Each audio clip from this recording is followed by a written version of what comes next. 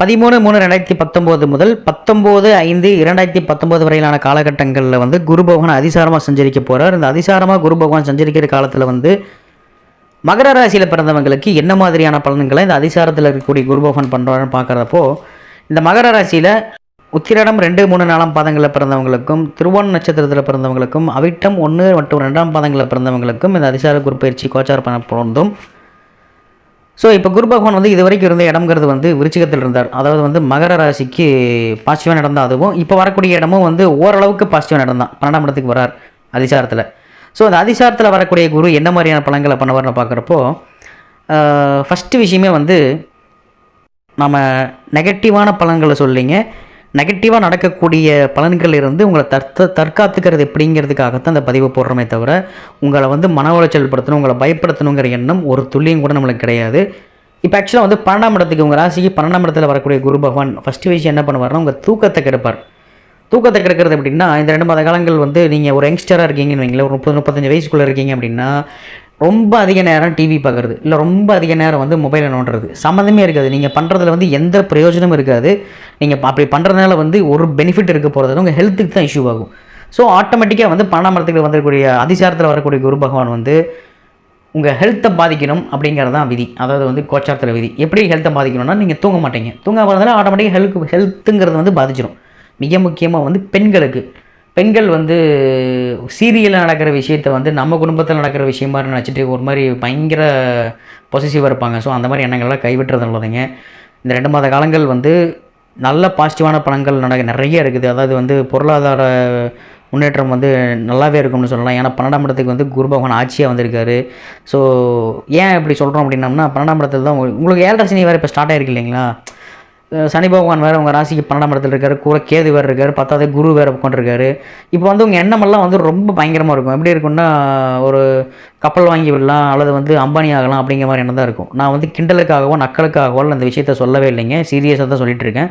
உங்கள் எண்ணங்கள் வந்து அப்படி இருக்கும். ஏன் அப்படின்னு கேட்டிங்கன்னா, இந்த எண்ணங்கள் வர்றதுக்கு காரணம் என்னென்னு கேட்டிங்கன்னா, சனி பகவான் வந்து 7.5 சனியாக கண்டினியூ ஆகிட்டு இருக்காரு. உங்களை வந்து அடுத்த 8 வருஷத்துக்கு வந்து உங்களை லாக் பண்ணி வைக்கணும். என்ன பண்ணணும் அப்படின்னா, 12ஆம் இடத்துல இருக்கக்கூடிய சனியும் இப்போ கூடவே வந்து இப்போ வந்திருக்கிற குரு பகவானும் உங்கள் ஆசையை தூண்டி விடுவாங்கன்னு சொல்லலாம்.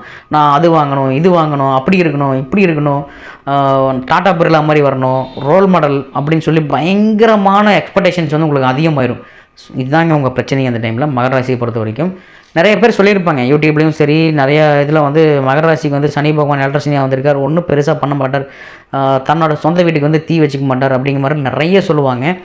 வாதியார் பையன் மக்குன்னு சொல்லுவாங்க, கேள்விப்பட்டிருக்கீங்களா? அந்த மாதிரி வந்து அது அவங்க சொல்கிறவங்க வந்து அவங்க இனிமைக்காக சொல்லிக்கலாம், அவங்க சும்மா டைம் போடணும்னு சொல்கிறாங்களே நம்ம, அதெல்லாம் ரெண்டாவது. தன்னோட குழந்தைகள் வந்து என் குழந்தைக்கு எல்லாத்தையுமே நான் கொடுத்துருவேன், அதனால் அவனை சொகுசாக தான் வளர்த்தவன், எவனாச்சும் ஒரு பெத்தவன் சொல்கிறான் கேட்டிருப்பீங்களா? அப்படி சொல்கிறவன் வந்து பெற்றவனாக இருக்க மாட்டான். அவனுக்கு எல்லா அனுபவங்களும் கிடைக்கணும், உலக அனுபவங்கள் கிடைக்கணும் அப்படின்னு நினைக்கிறவன் தான் பெற்றவர். பெற்ற குழந்தைய வந்து பாதுகாக்கிறவர்னு சொல்லலாம். ஸோ அந்த மாதிரி தான் சனி பகவானும் உங்களுக்கு வந்து நிறைய அனுபவங்கள் கொடுப்பார். நல்லவன் யார், கெட்டவன் யார், பணம்னா என்ன, பணத்தை எப்படி யூஸ் பண்ணணும், பணத்தினால் வந்து என்ன பிரச்சனைகள் வரும். இது வரைக்கும் மகர ராசிக்காரங்க வந்து ஒரு பிரேக் த்ரூவில் போனீங்கனால நான் சொல்லவே இல்லைங்க. பட் ரொம்ப நெகட்டிவான நேரத்தில் இல்லாமல் இருந்தீங்க. ஸோ ரொம்ப நெகட்டிவான நேரத்தில் இருந்திருக்கேங்க, நான் வந்து அப்படியே அடுத்த பாலாகுழிக்கு போயிட்டு அப்படின்னு சொல்கிறவங்க, தயவு செஞ்சு உங்கள் ஜாதகத்தை வந்து ஒரு தடவை ரெஃபர் பண்ணிக்கிங்க. ஸோ அதில் ஏதாச்சும் குறை இருந்தால் மட்டும் தான் போயிருக்க முடியும். ஸோ இப்போ சனி வந்து 7.5 சனியாக கண்டினியூ ஆகிட்டு இருக்குது. 10வது குரு பகவானும் வேறு வந்து இங்கே வந்திருக்காரு. அப்படிங்கிறதுனால இந்த பதிவு ஏன் போடுறோம், இந்த அதிசார குரு பயிற்சிக்கு ஏன் இவ்வளோ இம்பார்ட்டன்ஸ் தரோம் அப்படின்னு கேட்டிங்கன்னா, இதுதான் இம்பார்ட்டன்ஸே. இப்போது விருச்சிக ராசியில் இருந்தார் சனி பகவான். அதாவது உங்கள் ராசிக்கு வந்து 11ஆம் இடத்துல லாபஸ்தானத்தில் இருந்தக்கூடிய குரு பகவான் வந்து இப்போ என்ன பண்ணியிருக்காருன்னா, சனி பகவானை கூட சேர்றாரு. எங்கே தனுசு ராசியில் ஏற்கனவே சனியும் அங்கே தான் இருக்கார், கேது பகவானும் அங்கே தான் இருக்கார். ஆக்சுவலாக முதலே வந்து சனி பகவான் வந்து ரொம்ப ஸ்லோவான பிளானெட்டு, 30 வருஷம் ஆகும் அவர் ஒரு கட்டத்தை சுற்றி வர்றதுக்கு. அதே மாதிரி கேது பகவான் எடுத்திங்கன்னா அவர் 18 வருஷம் ஆகும். 2 பேருமே வந்து ஏகாந்தமான கிரகங்கள், ரொம்ப ஸ்லோவான கிரகங்கள். பொறுமையாக பண்ணுவாங்க, நல்லது பண்ணாலும் பொறுமையாக பண்ணுவாங்க, கொலையே பண்ணாலும் பொறுமையாக தான் பண்ணுவாங்க. ஸோ இந்த மாதிரி காரணத்துக்குனால தான் குருவும் போய் அங்கே தான் போடுறாரு தனுசு ராசியில், அதுவும் ஆட்சி வீட்டில். இப்போ எப்படி இருக்குன்னு கேட்டிங்கன்னா, உங்கள் எண்ணங்கள் வந்து ரொம்ப ஸ்பீடாக இருக்கும், பட் உங்கள் உடம்போ இல்லை வந்து உங்கள் பாடி வந்து அதுக்கு சப்போர்ட் பண்ணாதுன்னு வைங்களேன். நீங்கள் 20 கிலோமீட்டர் ஸ்பீடில் ஓடணும்னு நினைப்பீங்க, பட் ஆனால் உங்கள் பாடி சப்போர்ட் பண்ணாது. இந்த மாதிரி சூழ்நிலை தான் இருக்கும். மிக முக்கியமாக வந்து உடம்பு சார்ந்து சோம்பேறித்தனம் வந்து நல்லாவே அதிகமாகும்னு சொல்லலாம். ஒரு சிலர் கிரக திசைகள் வந்து சந்திரனோட கிரகமோ அல்லது வந்து குருவோட திசையோ, குருவோட திசையில் சந்திரனை பற்றி நடந்துட்டு இருக்கிறவங்க, இந்த மாதிரியான காலகட்டத்தில் இருக்கிறவங்களுக்கு சும்மா தூங்கிட்டே இருப்பீங்க. ஒரு சிலருக்கு மட்டும் தான் சொல்கிறேங்க. பட் 90% பேருக்கு வந்து இந்த 2 மாத காலங்கள் வந்து தூக்கத்தை எக்காரணத்தை கொண்டும் தவிர்க்காதீங்க. தூக்கம் இல்லாமல் இருக்கிறது தான் நீங்கள் பண்ணுற பெரிய தப்பே இந்த டைமில். ஸோ தூக்கத்தை வந்து எந்த காரணத்துக்காகவும் ஒதுக்கிக்க வேண்டாம். நல்லபடியாக தூங்கி எந்திரிங்க. ஏன்னா இதில் தான் ஹெல்த் பாதிக்கும். இதுதான் நெகட்டிவே. மற்றபடி பாசிட்டிவான பலன்கள்னு சொல்கிறப்போ தொழில் விஷயங்களில் வர்றப்போ மார்க்கெட்டிங் ஃபீல்டில் இருக்கிறவங்களுக்கு கொஞ்சம் அலைச்சல் அதிகமாகும். அதனால் வந்து உடல் சோர்வு ஏற்படுறதுக்கான வாய்ப்பு இருக்குது. அதனால் சில மருத்துவ செலவுகள் வர்றதுக்கு இருக்குது. அதே மாதிரி வந்து பொதுஜன தொடர்பில் இருக்கவங்களுக்கு, இந்த மளிகை கடை வச்சுருக்கவங்க, கடை வச்சுருக்கவங்க, அந்த மாதிரி ஆட்களுக்கு வந்து இந்த டைமில் வந்து உங்களோட பொருட்கள் வந்து சின்ன சின்ன பொருட்கள் வந்து திருட்டு போடுறதுக்கான வாய்ப்புகள் இருக்குது. ஸோ அதில் மட்டும் நீங்கள் கொஞ்சம் கவனமாக இருந்துக்கணும். மற்றபடி வந்து பெண்களுக்கு எப்படி இருக்குன்னு பார்க்குறப்போ அதான் ஏற்கனவே சொல்லிட்டோம். சீரியல் பார்க்குறது வந்து கம்மி பண்ணிக்கிங்க. தூக்கம் கம்மியாயிருங்கிறதுனால. மற்றபடி வந்து ராகு வந்து முன்னேற்றமான பாசிட்டிவாக இருக்கிறதால பல முன்னேற்றமான பலன்களை தருவார். பணப்புழக்கம் வந்து சிறப்பாக இருக்கும். பொருளாதாரத்தில் ஒருபடி மேலேயே நிற்பீங்க. இந்த டைமில் தடைகள் வந்து அனைத்தும் விளங்கும். பொருளாதாரத்தில் மேலே நிற்பேன் அப்படின்னு கேட்டிங்கன்னா உடனே நீங்கள் சம்பாதிச்சிருக்கீங்கலாம் கேட்காதீங்க. பொருளாதாரங்கிறது வந்து உங்களை கடன்காரன் ஆக்கிறதுக்கு ஊரில் நிறைய பேர் ரெடியாக இருப்பாங்க. பத்தாவது குரு வேறு இப்போது 12ஆம் இடத்துக்கு வந்துட்டார் இல்லைங்களா, விரயஸ்தானத்துக்கு வந்துட்டார். அதான் உங்களுக்கு நான் ஏற்கனவே சொன்ன மாதிரி கார் வாங்கலாம், பஸ் வாங்கலாம், அது இதுன்ட்டு உங்கள் எண்ணம் வந்து பயங்கரமாக இருக்கும். எப்படின்னா இத்தனை நாளாக வந்து உங்கள் முன்னாடியே இருந்திருக்கு ஒரு விஷயம். அந்த விஷயத்தை பார்த்துட்டு நீங்கள் இப்போது ஆஹா இத்தனை நாள் எனக்கு தெரியாமல் போச்சு, இப்போ தெரிஞ்சதான் நான் பெரிய கோடீஸ்வரனாக இருப்பேன்னு நினைப்பீங்க. அந்த எண்ணத்தில் விட்டுருங்க. சனி பகவான் இந்த வேலையை தான் பண்ணுவார் உங்களுக்கு. ஸோ இதில் மட்டும் நீங்கள் கேர்ஃபுல்லாக இருந்துக்கிறது நல்லது. மற்றபடி வந்து மகர ராசியில் பிறந்த மாணவர்களை பற்றி ஸ்பெஷலாக சொல்லி ஆகணும். மகர ராசியில் பிறந்த மாணவர்கள் வந்து எஸ்பெஷலி வந்து 10th +2 படிக்கிற மாணவர்கள் வந்து முடிஞ்ச அளவுக்கு உங்கள் படிப்பு மேலே மட்டும் கான்சன்ட்ரேஷன் பண்ணுறதுங்கிறது நல்லது. இந்த டைமில் வந்து தூக்கம் அல்லது வந்து என்டர்டெயின்மெண்ட் இந்த மாதிரி விஷயத்தில் கான்சன்ட்ரேஷன் பண்ணாதீங்க. என்ன காரணம்னா நீங்கள் தூக்கத்தை தவிர்த்துட்டு உங்களுக்கு இன்ட்ரெஸ்ட்டுன்னு சொல்லக்கூடிய ஒரு விஷயத்தில் போய் நீங்கள் இருப்பீங்க. இந்த கேம் விளையாடுறது, இல்லை ஃப்ரெண்ட்ஸ் கூட சேர்ந்து அரட்டை அடிச்சுட்டு ஊரை சுற்றுறது, இந்த மாதிரி விஷயத்தை வந்து கண்டிப்பாக பண்ணவே கூடாது. அதுவும் எஸ்பெஷலி பப்ளிக் எக்ஸாம் எழுதுகிறவங்களாகட்டும், காலேஜில் படிக்கிற மாணவர்களாகட்டும்.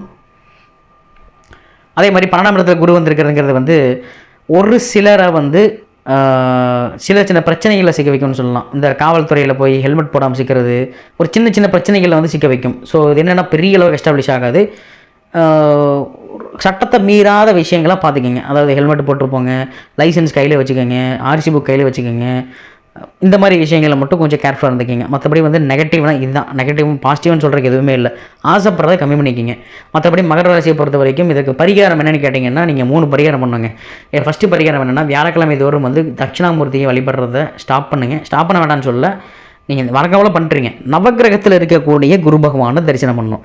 நவகிரகத்தில் இருக்கக்கூடிய குரு பகவான் வியாழக்கிழமைக்கு தரிசனம் பண்ணணும். அதே மாதிரி நவகிரகத்தில் இருக்கக்கூடிய சனி பகவானை சனிக்கிழமைக்கு தரிசனம் பண்ணணும்.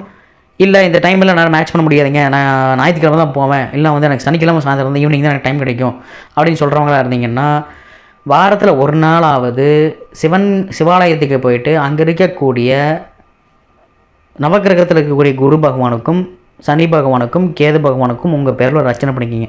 3 தெய்வங்களுக்கும் பண்ணணுமான்னு கேட்டிங்கன்னா இதில் யாரை ஒருத்தருக்கு பண்ணால் போதும். அந்த ஒருத்தர் யார் மிக முக்கியமான ஆளுன்னு கேட்டிங்கன்னா சனி பகவான். குருவும் கூட விட்டுருலாங்க. சனி பகவானுக்கு நீங்கள் தெளிவாக வாரம் அவரை பார்த்தே ஆகணும். மற்றபடி எல்லெண்ணெய் தீபம் பண்ணணும், காக்கை சோறு வைக்கணும், அதெல்லாம் ரெண்டாவதுங்க, அதெல்லாம் அப்புறம் பார்த்துக்கலாம். முதல்ல இந்த கிரக பயிற்சி இந்த ஒரு 2 மாத காலங்கள் மட்டும் எப்படி ஓட்டலாம் அப்படிங்கிறதுக்காக தான் இது. மிக முக்கியமாக மறுபடியும் சொல்கிறது என்னென்னா புதிய கடன் வாங்குறதை தவிர்த்துருங்க. புதிய விஷயங்களில் பெரிய இன்வெஸ்ட்மெண்ட் பண்ணுறதை தவிர்த்துருங்க. அதுக்கான வாய்ப்புகள் எல்லாமே கிடைக்கும். உங்கள் சுய ஜாதகத்தில் கிரகதேசிகள் பாசிட்டிவாக இருக்குதுங்கிற பட்சத்தில் அதை பண்ணலாம். ஸோ உங்கள் சுய ஜாதகத்தை உங்கள் ஜோதிடர்கிட்ட ஒரு செக் பண்ணிக்கிங்க. செக் பண்ணிவிட்டு புதிய தொழில் ஆரம்பிக்கிறதாகட்டும், புதிய முதலீடுகள் பண்ணுறதாகட்டும் இந்த டைமில் பண்ணுங்கள்.